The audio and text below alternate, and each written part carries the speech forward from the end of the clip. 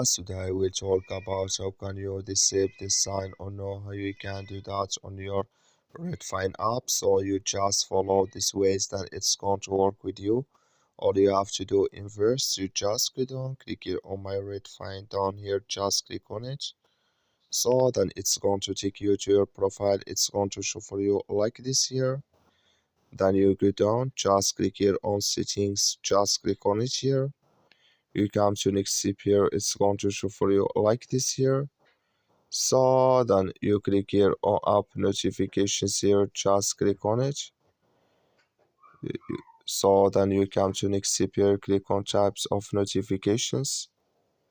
You come to next step here, it's going to show for you like this. Come here to new chart insights, click in this sign or this color here. Like you see color, it's gone, that's mean new chart insights notifications disable with us now. That's all you have to do. Thank you for watching. Don't forget to support us by liking, subscribe.